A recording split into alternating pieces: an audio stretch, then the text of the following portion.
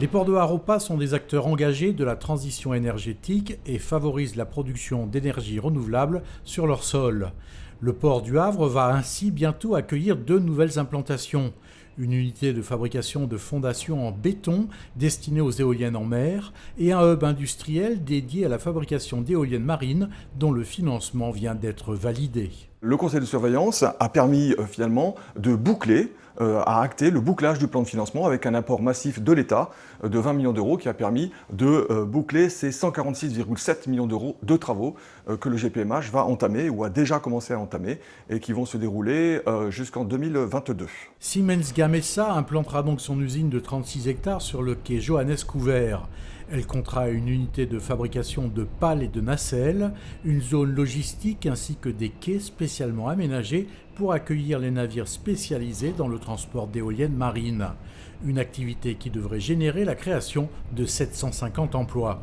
Le port du Havre et la localisation du Havre sont extrêmement intéressantes puisqu'il s'agit d'un cœur industriel historique en France, avec énormément de compétences, énormément de savoir-faire, un bassin industriel et d'emplois extrêmement qualifiés, et également une situation géographique absolument exceptionnelle entre l'Atlantique Nord, la Manche et la mer du Nord, qui sont en fait les marchés d'aujourd'hui et de demain pour l'éolien en mer. Le port de Rouen s'est lui aussi résolument engagé dans une démarche de transition énergétique en favorisant cette fois-ci les initiatives liées au développement des énergies solaires. Le port réfléchit ainsi à l'installation de panneaux photovoltaïques au sol ou sur les toits des zones logistiques avec un double objectif, valoriser des friches et récupérer une partie de l'électricité produite pour alimenter les activités industrielles et portuaires. Un appel à projet pour l'installation de fermes solaires devrait être lancé d'ici à la fin de l'année. On a identifié 3 sites sur lesquels il faut qu'on échange et on espère pouvoir arriver à faire sortir ces projets d'ici 1 an. On doit aussi pouvoir travailler avec nos clients qui ont leurs propres installations sur notre domaine pour les aider à accueillir des panneaux solaires, en particulier sur leurs toitures ou des ombrières, voire des fermes solaires sur certaines de leurs passerelles. À Paris, la transition énergétique passe notamment par le carburant.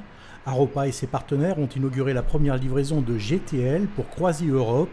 La compagnie qui veut verdir sa motorisation a opté pour ce carburant qui présente de nombreux avantages en matière d'environnement et de confort pour les passagers.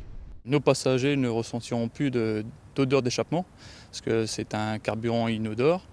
Il est biodégradable et on ne provoque plus de fumée à l'accélération. D'ici 2020, tous nos bateaux qui naviguent en France consommeront du GTL.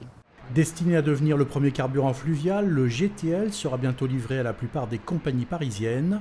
Par ailleurs, ces navires seront avitaillés par un bateau fonctionnant lui-même au GTL, ce qui permettra d'économiser la circulation de l'équivalent de 1316 camions dans Paris.